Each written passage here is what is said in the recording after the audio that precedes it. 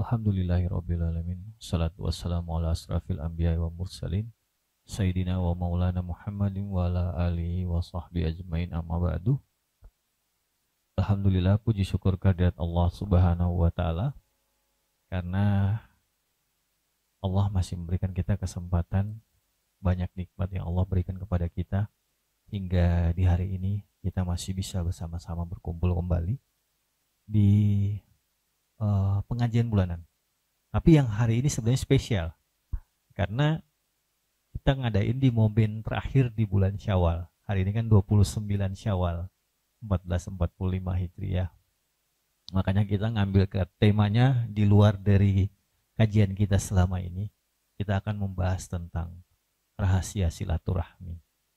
Nah, Allah sudah memberikan kita nikmat untuk hadir di saat ini. Dan semoga ini menjadi pahala bagi Bapak Ibu jamaah Majelis Ta'lim Al-Mulk yang dirahmati Allah. Salawat dan salam kita panjatkan kehadirat junjungan kita Nabi besar Muhammad SAW. Insya Allah kita akan mendapatkan syafaatnya di yaumil mahsyar nanti, karena kita telah melangkahkan kaki, meringkankan kaki untuk hadir di majelis dakwah, di majelis ini, sehingga itu menjadi pahala bagi kita nantinya. Bapak Ibu jamaah sekalian, seperti yang saya sampaikan tadi, kita di momen yang spesial. Kita akan membahas seperti apa tuh sebenarnya silaturahmi dalam Islam. Ini hal sepele, tapi kadang kita melupakannya, kita mengabaikannya. Terkadang dalam tempat kita bekerja sendiri, kita masih satu dengan yang lain tidak punya rasa saling menghargai. Silaturahmi itu kadang tidak terjaga di antara kita. Nah, kali ini kita akan mengkajinya bersama Ustadz kita. Beliau bersama BMPD itu sudah 4 tahun yang lalu Pak Samannya. 4-5 tahun yang lalu, bahkan lebih. Dan saya 2 tahun terakhir ini ngejar-ngejar beliau tuh lumayan luar biasa. Gunakan Ustadz yang lain untuk menghubungi beliau tapi tidak pernah ketemu. Alhamdulillah, seminggu 2 minggu kemarin tanpa disadari saya ngomong sama Ustadz Pak Asrul, Pak, saya coba kontak Ustadz Fahri. Nah, beliau adalah salah satu aktivis dakwah. Dulu pertama kali tiba di Ambon adalah ketua alumni ya Ustadz ya, dai dari Madinah. Karena beliau adalah lulusan dari Universitas di Madinah. Kita akan membahas rahasia silaturahmi bersama Ustadz Fahri Husni Al-Katiri LCMC. Kepada Ustadz kami persilahkan.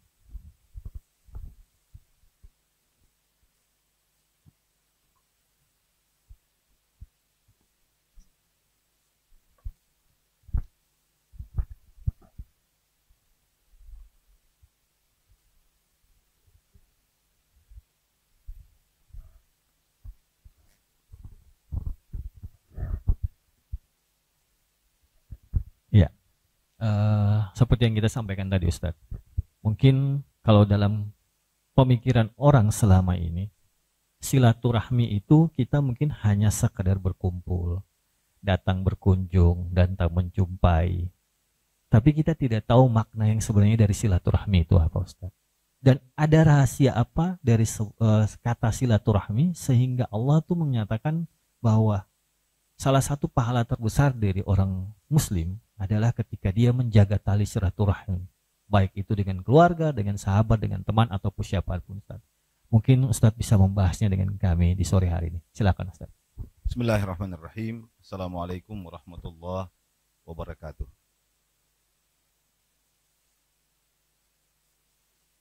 Teman-teman sekalian yang dirahmati Allah Subhanahu wa taala. Ini udah jam 6 lewat 5. Sampai maghrib ada berapa menit? 20 menit. Saya dari setengah 6 sebenarnya, karena undangannya setengah 6. Karena tadi saya cek ke AD, media saya katanya belum ada orang. Saya parkir depan seberang jalan. Hampir setengah jam baru dikabari sudah ada peserta. Maksud saya adalah waktu kita tidak banyak. Sementara tema ini ada beberapa hal yang mesti kita luruskan tentang pemahaman kita soal silaturahim. Jadi mohon maaf kalau saya agak cepat-cepat bahasnya, karena waktu kita singkat. Dia. Yang pertama, ada yang keliru tentang pelafalan kata atau pengucapan kata silaturahmi. Jadi ada bahasa Indonesia yang tidak tepat penggunaannya kalau kita mau mengembalikan dia ke bahasa Arab yang benar. Dari sisi makna juga berbeda yang difahami dalam penggunaan sehari-hari bahasa Indonesia dan makna yang benar menurut terminologi syar'i tentang silaturahim. Jadi secara bahasa yang benar itu ucapannya dalam bahasa Arab adalah silaturrahim. Jadi silaturrahim bukan silaturrahmi. Tapi ada proses penyerapan bahasa ya dari Arab ke Indonesia yang kemudian akhirnya dalam penggunaannya dalam versi bahasa Indonesia menjadi silaturahmi. Sebenarnya tidak ada masalah juga ya. Sering dalam proses penyerapan bahasa itu ada perubahan sedikit-sedikit gitu ya, dan itu banyak sekali. Tapi yang penting pada maknanya. Nah, makna dalam bahasa Indonesia silaturahmi, kalau kita tetap memilih menggunakan kata silaturahmi, itu adalah makna yang sangat luas. Ya. Apa yang terlintas di benak kita tentang kata silaturahmi, mohon maaf, ada judulnya di sini ya. Tapi di judul di undangan silaturahmi apa silaturahim? Silaturahim. Silaturahim. Ya. Tapi saya menyebut silaturahmi karena itu yang umumnya digunakan. Dan dalam bahasa Indonesia, silaturahim atau silaturahmi itu maknanya adalah hubungan yang baik antara sesama muslim. Gitu ya. Itu makna umum dari silaturahim atau silaturahmi. Sementara dalam terminologi syar'i itu maknanya lebih khusus dari sekedar makna umum itu. Karena silaturahim itu ada dua kata. Ada kata silah, ada kata ar-rahim. Silah itu artinya hubungan, ar-rahim itu artinya satu anggota tubuh pada seorang ibu. Itu rahim. Jadi maksud silaturahim itu secara syar'i itu adalah hubungan antara orang-orang yang memiliki keterikatan rahim. Nah, bukan berarti hubungan antara sesama muslim kemudian tidak mendapat tempat dalam aturan agama, tidak. Tapi dia mendapat tempat dalam aturan agama yang berbeda, gitu ya. Seperti misalnya Nabi menyebutkan hak sesama muslim, ya. Hak sesama muslim antara satu dan yang lain ada 6. Misalnya begitu ya, mengucapkan salam, mengunjungi ketika sakit, mendoakan ketika seseorang bersin dan mengucapkan alhamdulillah, mengurusi jenazah, menyambut atau mendatangi, menghadiri undangan dan lain-lain. Itu hubungan antara sesama muslim, menjaga hubungan persaudaraan dengan semua perilaku yang dituntun dalam agama. Tapi itu makna yang sangat umum. Tapi silaturahim dalam makna yang sangat khusus itu adalah menjaga hubungan baik, memelihara hubungan baik antara orang-orang yang memiliki keterikatan rahim. Karena itu ulama berbeda tentang apa makna rahim atau siapa saja yang masuk dalam kategori rahim yang mesti dijaga hubungan baiknya. Yang paling sempit mengatakan bahwa yang dimaksud dengan rahim adalah orang-orang yang memiliki hubungan mahram. Kalau salah satu di antara mereka adalah perempuan. Jadi kalau salah satu di antara dua orang itu perempuan dan mereka tidak boleh menikah dalam pandangan agama, itu yang disebut hubungan mahram. Gitu ya. Misalnya saya dan bibi saya, ya, itu mahram. Saya dan ponaan saya, perempuan, itu mahram. Atau yang lebih dekat, saya dan saudari saya, itu mahram. Apalagi yang lebih dekat lagi, saya dan ibu saya, nenek saya, anak saya yang perempuan. Nah, sebagian ulama mengatakan yang dimaksudkan dengan rahim yang mesti dijaga adalah mereka yang memiliki hubungan demikian. Pendapat yang kedua menyebutkan bahwa rahim yang dimaksudkan itu lebih dari sekadar itu. tetapi mereka yang punya hubungan saling waris mewarisi. Lalu pendapat yang ketiga, lebih luas dari itu lagi, semua yang memiliki keterikatan dalam urusan rahim. Ya, masuk di dalamnya juga sepupu. Kalau sepupu kan bukan mahram, boleh dinikahi, gitu ya. Tapi dalam makna ketiga yang dijelaskan oleh ulama, karena ada keterikatan rahim. Sepupu itu anak dari paman, maka mereka juga masuk dalam kategori rahim. Nah, kira-kira kalau kita menghubungkan itu dengan makna silaturahmi atau silaturahim yang sering digunakan dalam bahasa keseharian kita, maka kira-kira itu dikembalikan kepada rahim yang pertama, yaitu ibunda Hawa. Karena kita semua berasal dari sana. Kullukum li Adam, semua kita berasal dari Nabi Adam. Bunda kita adalah Hawa. Tidak ada yang keluar dari situ. Jadi kalau menghubungkan rahim ke bunda Hawa, maka kita semua memang dituntut untuk membina hubungan itu. Hanya saja kekuatan tuntutannya itu berbeda-beda. Semakin dekat ikatan kerahiman itu, maka tuntunannya semakin kuat. Itu yang kira-kira Allah maksudkan ketika Allah berfirman, A'udzubillahi minasyaitonirrajim, Ya ayyuhan nas, ittaqu rabbakumul ladzi khalaqakum min nafsin wahidah. Wa khalaqa minha zawjaha wa batha minhuma rijalan katsiran wa nisaa wattaqullaha alladzi tasaaluna bihi wal arham. Jadi Allah bilang, hai orang-orang yang beriman, wahai manusia, takutlah kepada Allah yang menciptakan kalian dari jiwa yang satu. Kemudian darinya Allah ciptakan pasangannya. Kemudian dari mereka berdua Allah lahirkan keturunan yang banyak. Wattaqullah, dan takutlah, bertakwalah kalian kepada Allah yang dengan namanya kalian saling meminta. Tasa'aluna bihi wal arham, dan takutlah kalian untuk memutus hubungan silaturahim. Nah, kata rahim ini Allah sebut setelah Allah menyebut proses penciptaan kita dari awal. Gitu. Nah, Allah mengingatkan kita untuk khawatir, takut bila kita memutus silaturahim. Dan tuntunan untuk menjaga hubungan kerahiman ini, hubungan silaturahim itu bahkan bukan hanya ada dalam ajaran Islam. Itu sudah ada pada ajaran-ajaran sebelum Islam. Ya, pada nabi-nabi Bani Israel Allah sudah sampaikan itu, kata Allah, wa idz akhadna mitsaqa bani Israil. Ketika kami ambil janji dari Bani Israel, la ta'buduna illallah wa bil walidaini ihsana wa bil qurba. Dan kami telah ambil janji dari Bani Israel untuk pertama, la ta'buduna illallah. Hendaklah kalian tidak menyembah selain Allah, wa bil walidaini ihsana wa bil qurba, dan berbuat baiklah kepada kedua orang tua kalian, dan dzil qurba, dan dengan karib kerabat.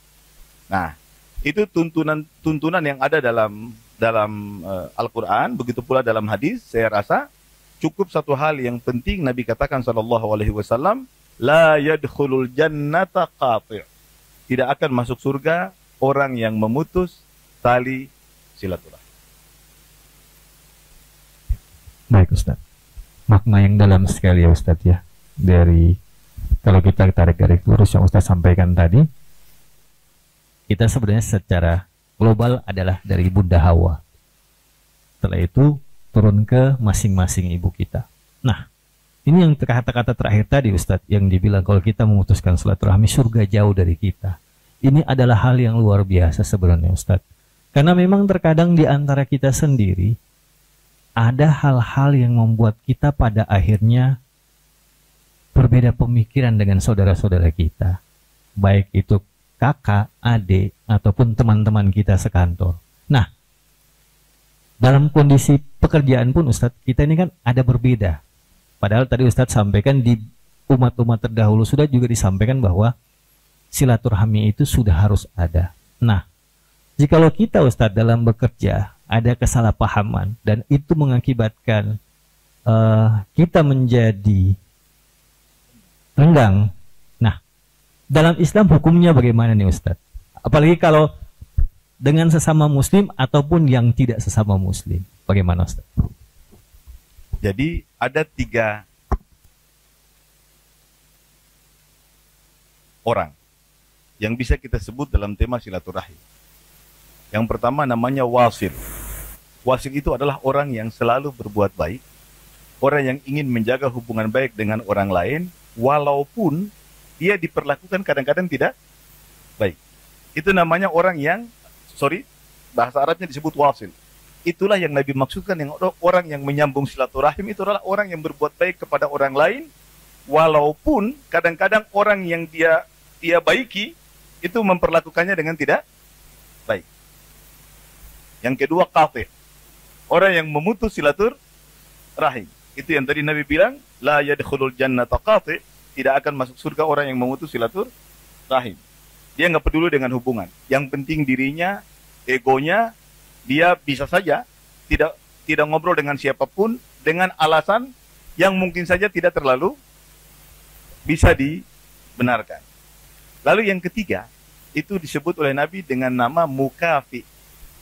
Mukafi itu adalah orang yang hanya berbuat baik kepada orang yang memperlakukannya dengan baik. Jadi orang yang berbuat baik kepada orang yang memperlakukannya dengan baik bukan orang yang menjaga silaturahim. Ya, bukan orang yang dimaksudkan sebagai wasil, orang yang menjaga silaturahim. Justru yang Nabi maksudkan dengan orang yang menjaga silaturahim itu adalah orang yang berbuat baik walaupun dia disakiti atau walaupun dia mungkin justru orang lain yang ingin memutus hubungan dengan dia, tapi dia selalu berusaha memperbaiki hubungan itu. Jadi itu 3 kategori sebutlah tentang silaturahim. Nah, Nabi bilang dalam hadis, laisal wasilu bil mukafi. Bukanlah al-wasil atau orang yang melakukan silaturahim itu adalah orang yang hanya membalas jasa. Enggak.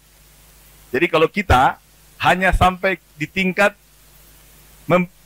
memperlakukan orang lain dengan baik saat orang lain memperlakukan kita dengan baik, maka kita belumlah menjadi orang yang menegakkan silaturahim. Ada dalam satu hadis, Nabi jelaskan tentang seseorang di masa dahulu, di masa sebelum Nabi. Dia dalam satu perjalanan, lalu dia berjalan dari kampungnya ke kampung seberang. Lalu di tengah jalan kata Nabi, fa'arsalallahu ta'ala ala madrajatihi malakan. Tiba-tiba di tengah jalan, Allah kirim seorang malaikat untuk menemui orang ini. Ini hadisnya sahih. Tapi malaikat datang menemui orang ini dalam bentuk manusia. Ya. Malaikat itu Allah beri kelebihan bisa berbentuk manusia. Jadi datang utusan Allah ini, malaikat dalam bentuk manusia bertemu dengan orang ini di tengah jalan. Lalu orang itu ditanya oleh malaikat. Dia belum tahu bahwa ini malaikat. Aina turid? Mau kemana saudara? Lalu dia menjawab, uridu akhan li fi hadhil qaryah. Saya ingin mengunjungi saudara saya, teman saya di kampung seberang ini. Lalu malaikat tanya lagi, malaikat ini mengerti bahwa orang selalu punya motif dalam setiap tindakannya. Maka malaikat mencoba menanyakan motif yang umumnya ada pada orang yang melakukan kebaikan terhadap orang lain. Malaikat nanyanya begini, halaka alaihi min ni'matin tarubbuha. Apakah engkau jalan jauh-jauh nih? Ini coba teman-teman bayangkan, ini satu kampung ke kampung yang lain. Jaraknya jauh di masa lalu. Di masa lalu jalan jauh itu pasti ada kekhawatiran tentang berbagai hal di jalan. Tidak ada lampu jalan, tidak ada listrik, tidak ada macam-macam. Lalu malaikat nanya, apakah engkau mau melakukan perjalanan jauh ini karena orang yang engkau tuju ini pernah berjasa terhadapmu? Gitu. Itu motif rata-rata begitu ya. Kita mau melakukan kebaikan ketika orang lain melakukan kebaikan pada kita. Atau ada tradisi kita di Ambon, ini tradisi keluarga-keluarga ibu-ibu biasa. Kalau ada kondangan, acara kenduri misalnya, walimah, itu yang datang pasti dicek amplopnya. Amplopnya lalu dicatat, bener nggak? Jadi dicatat tuh, oh keluarga ini ngasihnya 500.000, oh si ini ngasihnya 1 juta, yang ini 250. Nanti begitu akan terbalik situasinya ketika orang itu melakukan hajat. Nah, keluarga yang sudah punya catatan ini, dia akan membayar sama seperti yang diberi. Tidak ada masalah juga. Nanti saya jelaskan bagaimana kita membangun silaturahim. Ini saya kasih contoh saja. Ini baru kejadian sama ibu saya. Baru kemarin kalau tidak salah. Tiba-tiba ibu saya panggil, Fahri, ini mama mau kedatangan tamu. Ini ibu pengajian yang mau naik haji. Kalau ada uang, mama minta dong 500.000. Masukin amplop. Baik mah, kan? Saya siapin. Terus kata mama, iya, karena dulu waktu mama naik haji, ibu ini datang ngasih juga 500.000. Itu ada tradisi pada sebagian kita kayak begitu. Gitu. Nah, jadi malaikat nanya, apakah engkau melakukan perjalanan yang jauh ini karena ada jasa yang engkau dapatkan dari orang itu? Lalu orang yang ditanya ini kemudian menjawab, lah, tidak sama sekali. Saya tidak pernah mendapat jasa apapun dari orang itu. Ghaira anni ahbabtuhu fillah. Motif saya cuma satu, karena saya senang sama orang itu karena Allah. Mungkin pernah ketemu di satu pengajian, orang itu kelihatan sangat baik, atau dia pernah menyampaikan nasihat yang menggugah saya pengen datang, siapa tahu ada nasihat lagi yang dia berikan. Jadi tidak ada motif duniawi atau motif balas jasa. Lalu apa kata malaikat? Wahai saudaraku, ketahuilah bi anni Rasulullah. Ketahuilah saya ini malaikat yang diutus oleh Allah kepadamu untuk memberitahu kepadamu bi annallaha qad ahabbaka kama ahbabtahu. Bahwa Allah sampaikan kepadamu Allah mencintai kamu sebagaimana kamu mencintai saudaramu itu karena Allah. Jadi Islam juga adalah agama yang logis, agama yang manusiawi. Ada situasi di mana kita tidak bisa dipaksa untuk berbaikan dalam waktu yang cepat. Kita habis marah-marahan ya. Mungkin suara kita sama-sama tinggi dalam ruangan. Ada satu masalah terus ribut. Sampai mungkin keluar kata yang agak kasar. Baru 5 menit kemudian kata teman-teman, udah damailah, peluk-pelukan lah, salaman lah, minta maaf. Kebayang berat nggak? Hanya dalam waktu 5 menit. Kebayang berat nggak? Berat dong, kita udah saling kata-katanya udah nggak enak keluar. Kamu nih dasar, udah marah-marah emosi terus suruh. Ya udah ingat kemarin kan Ustaz bilang apa? Udah damai 5 menit, itu pasti berat. Itu mau dipaksa damai juga pasti begini-beginian tuh. Tangannya begini tapi begitu. Dan Islam memaklumi itu. Itu sebabnya Islam memaklumi orang yang belum bisa berdamai dengan temannya, tapi pemakluman itu tidak lebih dari 3 hari. Ya, jadi kita boleh mendiamkan saudara kita karena memang situasinya berat. Ada perlakuan saudara kita yang bikin kita nggak enak banget gitu. Tapi Islam hanya memaklumi itu tidak lebih dari 3 hari. Artinya 3 hari bagi dalam pandangan agama itu cukup untuk membuat kita tenang, membuat kita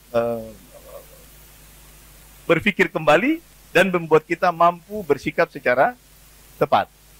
Kira-kira begitu. Baik Ustaz. Nah sebelumnya Ustaz, kita juga menyapa dulu kepada yang sudah hadir pada saat ini. Sebelumnya saya mengucapkan terima kasih kepada Pak Novian yang dalam hal ini mewakili Pak Roni Azra. Kebetulan pimpinan OJK-nya lagi pelatihan.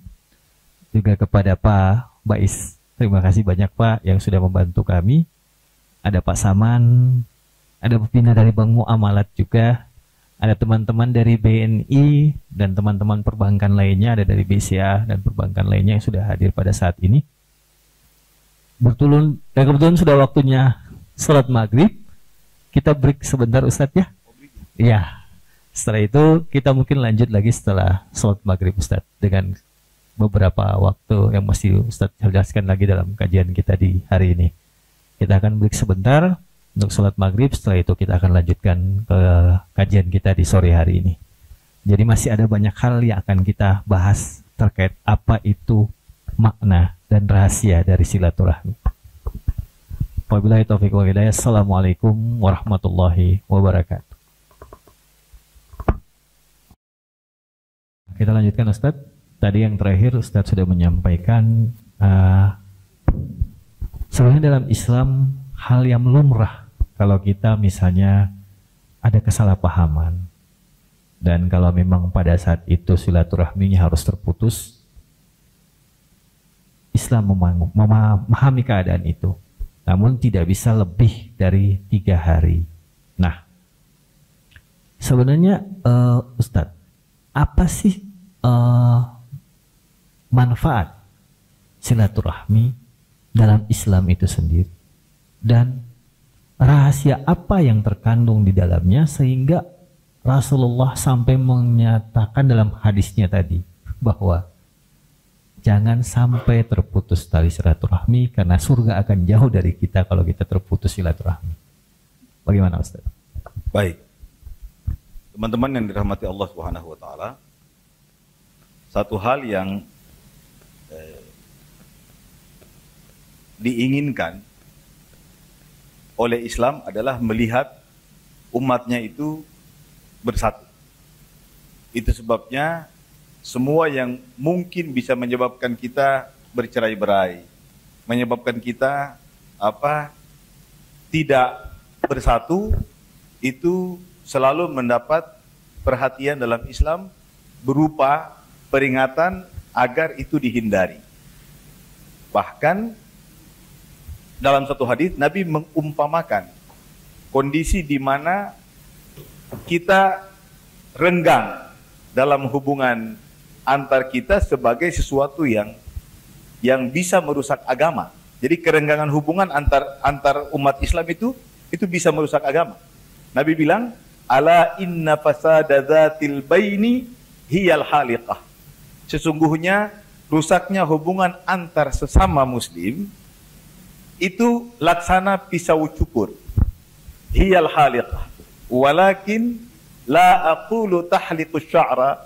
Kata Nabi, tapi pisau cukur yang saya maksudkan itu tidak untuk mencukur rambut, walakin tahliquddin. Tapi pisau cukur itu mencukur agama kita, merusak agama kita. Maksudnya, Islam tidak ingin ada tampilan yang buruk tentang hubungan antar sesama muslim. Kerenggangan yang tidak berkesudahan, itu tidak boleh terjadi. Itu sebabnya satu perintah yang harus kita lakukan sebagai anggota dari komunitas muslim adalah menjadi fasilitator islah atau perbaikan di antara sesama. Wa aslihu dzata bainikum. Dan perbaikilah hubungan sesama kalian. Jadi kalau ada orang bermasalah, bagus sekali kalau kita mengambil peran itu, karena itu diperintah agama untuk memperbaiki hubungan di antara sesama muslim. Bahkan itu adalah satu di antara beberapa tempat yang kita dibolehkan berbohong. Ya, kita dibolehkan berbohong salah satunya ketika itu kita lakukan dengan maksud untuk mendamaikan sesama muslim. Kita bisa datang untuk mendamaikan si A dan si B, mengatakan kepada si A, saya sudah ketemu si B, dia itu sebenarnya nggak pengen bermasalah, orangnya baik, cuma sebenarnya dia merasa lebih tua, jadi abang sebagai yang muda kayaknya harus datang. Dia pengen sekali damai, padahal kita ngarang. Tapi tujuan kita adalah supaya mereka damai, itu dibolehkan. Jadi satu tempat di mana kita dibolehkan berbohong adalah bila itu kita lakukan dalam rangka mendamaikan sesama muslim. Gitu. Jadi yang berikutnya, kenapa silaturahim itu penting? Sebenarnya berangkat dari akar kata itu sendiri. Jadi ar-rahim itu dalam hadis Nabi katakan, rahim itu adalah nama yang Allah berikan.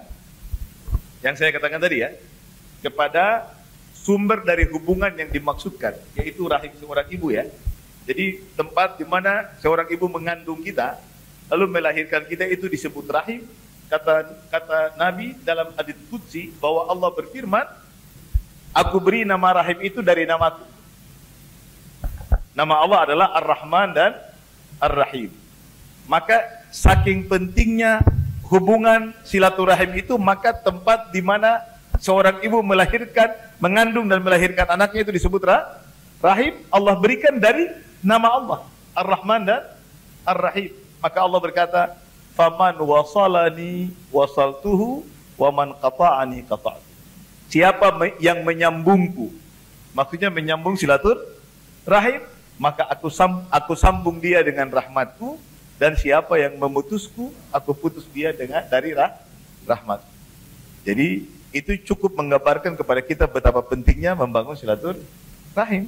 Dan tadi saya sudah katakan, orang yang memutus silaturahim itu dia tidak akan masuk surga. Sebaliknya, Nabi dengan tegas mengatakan, afsus salam wa at'imut ta'am wasilul arham wasallu bil laili wan nasu niyam tadkhulul jannata bisalam. Dalam hadis yang sahih Nabi katakan, hendaklah kalian menyebarkan salam, mengucapkan salam di mana-mana. Afsus salam wa at'imut ta'am. Hendaklah kalian juga suka memberi, berbagi, memberi makan kepada yang lain, ya, yang tidak mampu. Wasilul arham, dan hendaklah kalian menyambung silaturahim. Wasallu bil laili wan nasu niyam, dan hendaklah kalian salat di malam hari di saat orang lain tidur. Tadkhulul jannata bisalam. Kalian akan masuk surga dalam damai, dalam keadaan tentram. Jadi penting sekali silaturahim karena tadi, ya, ini berhubungan sekali dengan nama Allah. Allah tidak kasih nama benda lain yang berasal dari nama Allah kecuali rahim ini.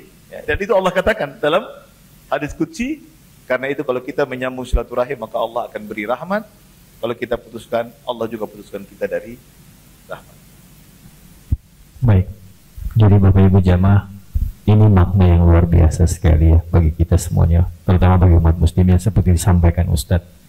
Mungkin dalam majelis talim inilah sebenarnya kita juga membangun silaturahim kita, karena mungkin di antara kita selama ini pada saat pekerjaan, pada saat kita disibukkan dengan kondisi pekerjaan kita, terkadang kita bergesekan antara satu bank dengan yang bank lain, ya kan? Kadang-kadang pas ketemu dengan nasabah di rumah nasabah yang sama, misalnya ada dari BCA, ada dari BNI, kadang-kadang kita bilang, aduh orang BCA datang buat apa ya? Atau orang BNI, saya lagi dari tadi di sini, dia malah datang langsung, dia yang masuk duluan. Padahal kita saling kenal. Namun terkadang hal-hal itu timbul. Nah, mungkin dari majelis taklim inilah kita sebenarnya mencoba menghapus, menghilangkan kerenggangannya itu. Silaturahim ini mesti kita jaga selalu, sehingga ini menjadi bekal kita. Ya, kadang saya sih mendengar beberapa orang sering ngomong bahwa mungkin hal-hal besar dalam agama tidak bisa kita lakukan.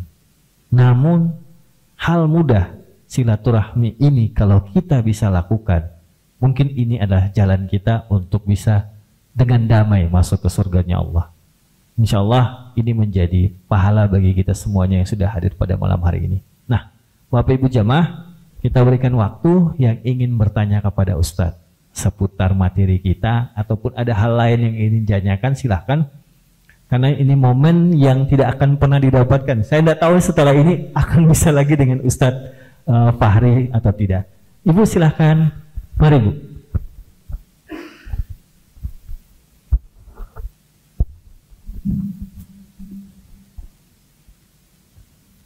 Assalamualaikum warahmatullahi wabarakatuh. Perkenalkan saya Ibu Naja, dan Bapak suami saya BPR boleh. Begini Ustaz, saya bertanya, dalam silaturahmi itu dalam Islam hukumnya wajib. Bagaimana kalau kita menjadi silaturahmi dengan non-muslim? Satu. Kedua, pertanyaan saya, kita membeli makan traktir dan secara itu pahala itu. Lalu gimana kalau kita mentraktir yang bukan kalau itu di luar Islam, apakah ada pahalanya? Ya, terima kasih. Ya, bagaimana Ustaz? Ibu Lulu nih ordal, orang dalam. Kakaknya ini guru ngaji saya, kakak Ibu Lulu. Jadi ini tadi udah ditanyakan juga, saya belum sempat jawab tentang hubungan dengan non-muslim. Teman-teman yang dirahmati Allah, non-muslim itu pada prinsipnya adalah manusia. Mereka manusia. Sekarang saya balik dulu ke cerita silaturahim.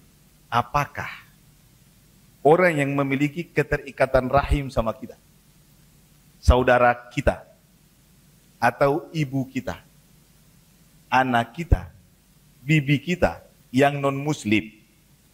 Dari situ dulu ya. Kan ada kejadian kayak gitu kan? Apakah kita tetap dituntut untuk menjaga silaturahim dengan mereka? Jawabannya iya. Itu yang Allah jelaskan dalam Al-Quran. Jadi sebutlah orang tua. Itu yang paling dekat hubungan kerahiman dengan kita. Kalau orang tua kita non-muslim, kita tetap wajib berbakti kepada kedua orang tua kita. Allah bilang dalam Al-Quran, وَقَضَى رَبُّكَ أَلَّا تَعْبُدُوا إِلَّا إِيَّاهُ وَبِالْوَالِدَيْنِ إِحْسَانًا.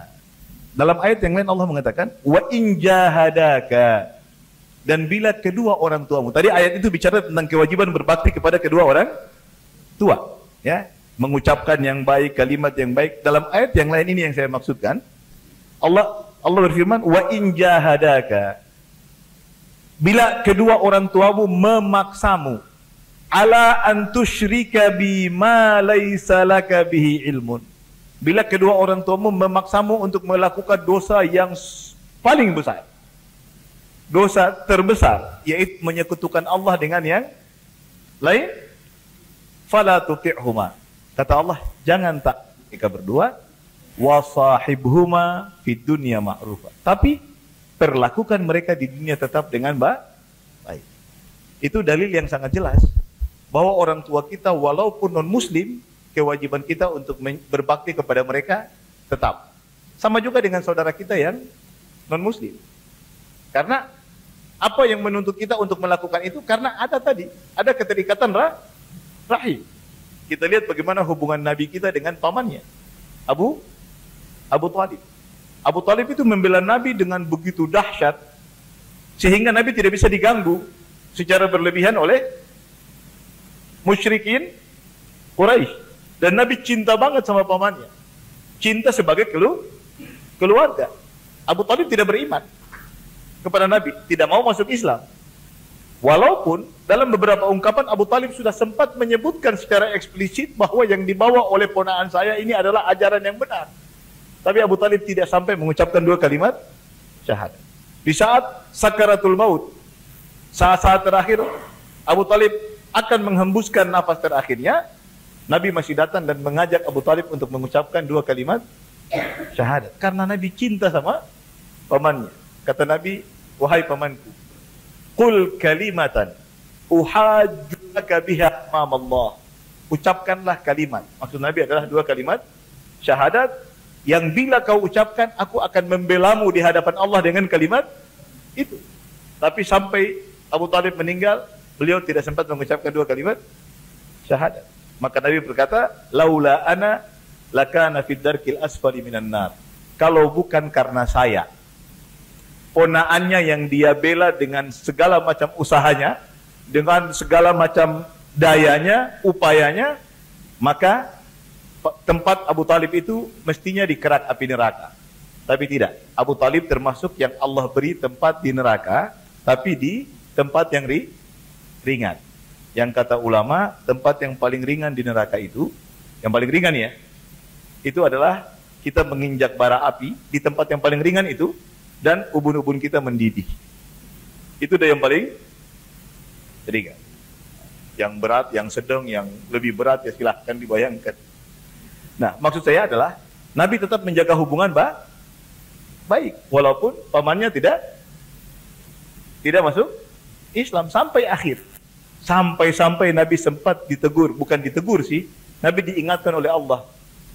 Saat Nabi berupaya supaya wahai pamanku masuk Islam, ucapkan 2 kalimat syahadat masuk Islam dengan segenap usaha, Allah turunkan ayat kepada Nabi kita, kata Allah, innaka la tahdi man ahbabta. Wahai Muhammad, engkau tidak bisa beri hidayah kepada siapa yang engkau cintai. Walakinnallaha yahdi man yasha. Tapi Allah lah yang memberi hidayah kepada siapa yang Allah kehendaki. Allah menjelaskan bahwa Nabi mencintai pamannya yang bukan muslim, tapi ada hubungan kekerabatan. Engkau wahai Muhammad tidak bisa beri hidayah kepada siapa yang engkau cintai. Maksudnya adalah paman. Jadi hubungan kekerabatan itu tetap harus kita jaga walaupun kita berbeda agama. Nah, bagaimana dengan yang mungkin agak jauh? yang tidak jelas hubungan kerahimannya, bukan sepupu, bukan paman, bukan bibi misalnya begitu ya. Tetap. Kenapa? Karena mereka adalah manusia. Dan Allah mengatakan, walaqad karramna bani Adam. Dan sesungguhnya kami telah muliakan anak Adam. Non muslim itu anak Adam bukan? Anak Adam. Karena dia anak Adam, dia masuk dalam kategori ciptaan Allah yang Allah muliakan. Itu sebabnya kita patut juga menghormati mereka. Dan Allah katakan dalam Al-Quran, la yanhakumullahu 'anil ladzina lam yuqatilukum fid din wa lam yukhrijukum min diyarikum an tabarruhum wa tuqsitu ilaihim. Kata Allah, Allah tidak melarang kalian berbuat baik dan berlaku adil kepada non-muslim yang tidak mematuhi kalian dan tidak memerangi kalian karena agama, mengusir kalian dari negeri kalian. Selama non-muslim itu hidup damai dengan kita, maka kita harus berlaku baik kepada mereka, berlaku adil kepada mereka. Dan kalau teman-teman ingat, banyak sekali para sahabat itu yang masuk Islam justru karena perilaku Nabi, karena akhlak Nabi. Ceritanya banyak. Ada satu badui yang datang kepada Nabi kemudian minta Nabi kasih harta, tapi sambil mengoyak Nabi. Abu Bakar, Umar di samping udah marah-marah. Dia bilang, atini min mali alladhi indak, kasih saya harta Allah yang ada di tanganmu. Abu Bakar marah, Umar marah, tapi Nabi enggak. Nabi bilang, beri dia apa yang dia minta. Lalu dia diberi. Setelah dia diberi, padahal dia tahu dia salah nih, udah marah-marah sambil narik kerah Nabi, tapi Nabi tidak marah. Nabi malah ngasih apa yang dia minta. Masuk Islam dia, kembali ke rakyatnya dan dia bilang, hei, wargaku, rakyatku, saya baru datang dari manusia yang namanya Muhammad. Ini manusia yang mengaku Nabi, mengaku Rasul. Saya perhatikan klaimnya itu benar. Buktinya dia tidak pernah takut miskin bila memberi. Dan saya sudah mengucapkan 2 kalimat syahadat, maka kalian ikutilah saya. Satu kampung semua masuk Islam. Ya. Jadi Nabi selalu mengedepankan akhlak dalam interaksi dengan non-muslim sekalipun. Dan itu ceritanya terlalu banyak. Dan mereka akhirnya masuk Islam karena akhlaknya, bukan karena omongan Nabi. Apa kata Allah dalam Al-Quran? Fabima rahmatim minallahi lintalahum. Karena rahmat Allah yang Allah berikan kepadamu, wahai Nabi, engkau bisa berlemah lembut pada orang-orang yang ada di sekelilingmu. Wa ghalidhal qalbi lam faddu min haulik. Andaikan engkau, wahai Muhammad, kasar. Seorang muslim nggak boleh kasar. Ghalidhal qalbi, keras hati. Lam faddu min haulik. Maka sahabat-sahabatmu itu akan lari meninggalkan. Nabi orang yang akhlaknya sangat mulia. Dan para sahabat akhirnya berbondong-bondong masuk Islam itu salah satu sebabnya karena akhlak beliau yang sangat mulia. Gitu. Jadi kan sahabat masuk Islam tidak sekaligus, bertahap. Gitu ya, satu-satu. Percaya dengan Nabi, percaya dengan akhlak Nabi, akhirnya mereka beriman. Percaya dengan Nabi, percaya dengan akhlak Nabi, akhirnya mereka beriman. Ingat apa yang terjadi pada Khadijah saat Nabi pertama kali mendapat wahyu. Begitu mendapat wahyu, Nabi ketakutan. Pulang ketemu sama istrinya Khadijah, dia ceritakan kepada Khadijah. Khadijah bilang, wahai suamiku, Allah tidak mungkin menyia-nyiakanmu. Lan yukhziyakallahu abada. Innaka latasilur rahim wa tuksibul ma'ruf wa tukrid. Ya, engkau adalah orang yang baik. Engkau selalu memberi. Ya, engkau menyambung silaturahim. Jadi akhlak Nabi itu sudah dikenal memang sebagai orang yang memiliki akhlak baik sebelum bahkan beliau mendapat wahyu dan diangkat menjadi Nabi dan Rasul. Jadi apa yang kita lakukan terhadap non-muslim itu justru supaya kita clear di kepala, itu mesti kita tanamkan, kita persepsikan sebagai bagian dari cara kita untuk membuat mereka cinta terhadap nilai-nilai Islam. Sekarang kalau kita bertanya tentang apakah kita dapat pahala, Bu Lulu, apakah kita dapat pahala kalau kita berbuat baik kepada non-muslim? Jawabannya ya. Jawabannya iya. Ingat kisah seseorang yang memberi minum kepada anjing. Ya kan? Itu anjing. diberi minum karena kehausan, Allah beri dia ganjaran yang luar biasa. Sebaliknya, ada seorang wanita yang memelihara kucing. Kata Nabi, dakhalat imra'atun an-nara fi hirrah. Ada seorang wanita yang masuk neraka karena seekor kucing. Habasatha. Dia pelihara kucing itu dalam kandang. La hiya at'amatha. Tidak dia beri makan. Wala hiya tarakatha ta'kulu min hasyashil ardh. Tidak pula dilepas untuk mencari makan sendiri. Mati kucing itu, kata Nabi, perempuan itu masuk neraka. Artinya untuk berbuat baik atau berbuat jahat untuk hewan saja Allah kasih nilai. Bagaimana pula dengan manusia, walaupun dia non-muslim. Kita hanya dilarang atau diberi ketegasan bila non-muslim itu memang memperlakukan kita dengan cara yang tidak benar, memusuhi kita, memerangi kita, mengusir kita dari negeri kita, seperti yang Allah jelaskan dalam ayat.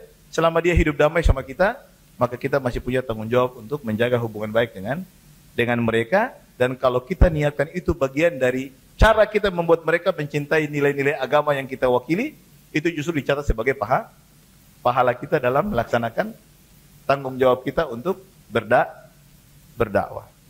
Begitu.